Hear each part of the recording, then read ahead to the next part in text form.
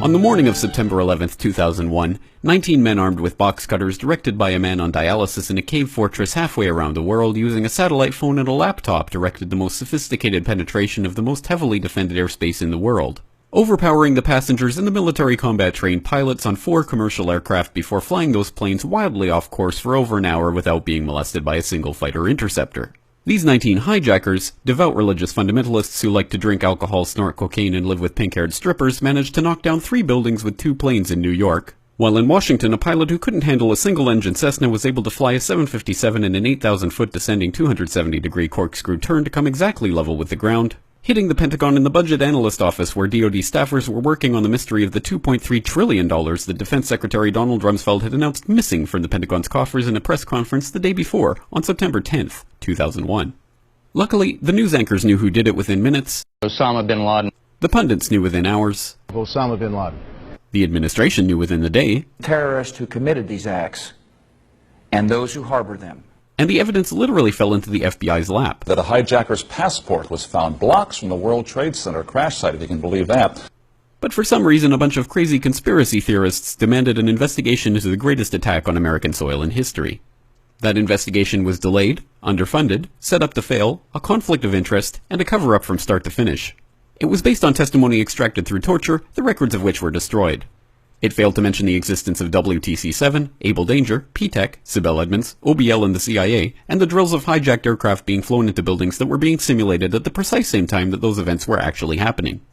It was lied to by the Pentagon, the CIA, the Bush administration, and as for Bush and Cheney, well, no one knows what they told it because they testified in secret, off the record, not under oath, and behind closed doors. It didn't bother to look at who funded the attacks because that question is ultimately of little practical significance. Still, the 9/11 Commission did brilliantly answering all of the questions the public had, except most of the victims' family members' questions, and pinned blame on all the people responsible, although no one so much as lost their job, determining the attacks were failure of imagination. Because Nobody in our government, at least, and I don't think the prior government that could envision flying airplanes into buildings. Except the Pentagon, FEMA, NORAD, and the NRO. The DIA destroyed 2.5 terabytes of data on Able Danger, but that's okay because it probably wasn't important. The SEC destroyed their records on the investigation into the insider trading before the attacks, but that's okay because destroying the records of the largest investigation in SEC history is just part of routine record keeping. NIST has classified the data that they used for their model of WTC-7's collapse, but that's okay because knowing how they made their model of the collapse would jeopardize public safety. The FBI has argued that all material related to their investigation of 9/11 should be kept secret from the public, but that's okay because the FBI probably has nothing to hide.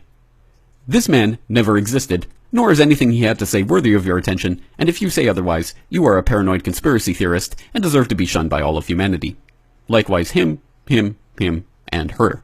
And her, and her, and him. Osama bin Laden lived in a cave fortress in the hills of Afghanistan, but somehow got away. Then he was hiding out in Tora Bora, but somehow got away. Then he lived in Abbottabad for years, taunting the most comprehensive intelligence dragnet employing the most sophisticated technology in the history of the world for a decade, releasing video after video with complete impunity and getting younger and younger as he did so, before finally being found in a daring SEAL team raid which wasn't recorded on video, in which he didn't resist or use his wife as a human shield, and in which these crack special forces operatives panicked and killed this unarmed man, supposedly the best source of intelligence about those dastardly terrorists on the entire planet. Then they dumped his body in the ocean before telling anyone about it. Then a couple dozen of that team's members died in a helicopter crash in Afghanistan. This is the story of 9/11, brought to you by the media which told you the hard truths about his head could be seen to move violently forward. And they took the babies out of incubators. And mobile production facilities. And the rescue of Jessica Lynch. If you have any questions about this story, you are a batshit paranoid tinfoil dog-abusing baby hater and will be reviled by everyone. If you love your country and or freedom, happiness, rainbows, rock and roll, puppy dogs, apple pie, and your grandma, you will never ever express doubts about any part of this story to anyone. Ever. This has been a public service announcement by the Friends of the FBI, CIA, NSA, DIA, SEC, NSM, White House, NIST, and the 9/11 Commission.